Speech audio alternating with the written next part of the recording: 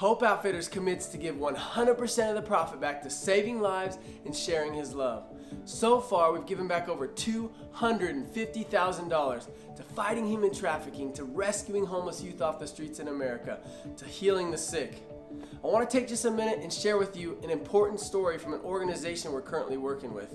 It's about a father who's desperately trying to find his son. You gotta check this out.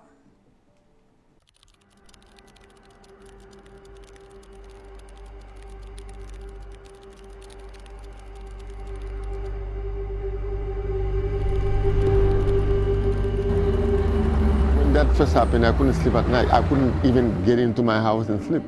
Because as a father, my job is, getting my son back. There are more than 30 million people enslaved today. Of those, about 10 million are children. These children are forced into slave labor, organ harvesting, and sex trafficking, which makes up about 2 million of those children. This is serious. It's the fastest growing criminal enterprise in the world. It's a $150 billion a year business. I feel that it is my duty, it is my responsibility to get him back. And I will not let go. When I first met Gesno at a restaurant, I asked him what was being done to find his son. And he answered my question with a question I wasn't expecting. He said, "Do you have children?" And I said, "Yes, I do." He said, "Could you sleep at night knowing that one of your children's beds was empty and you not knowing where they were?" And I said, "Of course not." And he said, "Well, that's been my reality. The only thing being done is I walk the streets at night. I work all day, and then I walk the streets at night, arbitrarily picking some neighborhood. The more crime-ridden, the better. The darker, the better. Flashlight in hand, and I pray to God that I'll hear my son cry. And that's what's being done to find him." And it was in that moment that I said, there's so much more we can do, and I promise you, I will never stop.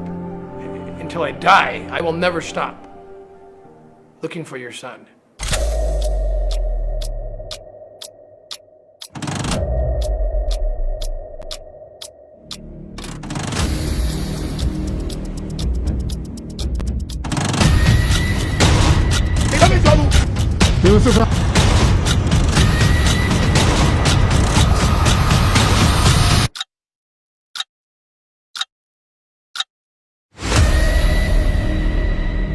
I had to go talk to the father. This father that we promised we'd find his son, and we believed we would, and I barely eked out the words, that we didn't find your son, but we did rescue 28 children. And at that point, his face lights up, and he says, "Wait, why are we crying?" And I said, "Because I'm worried about the one we didn't get." And he said then the most profound thing I've ever heard. He said, "If I have to give up my son so that these 28 kids can be rescued, that is a sacrifice I'm willing to make."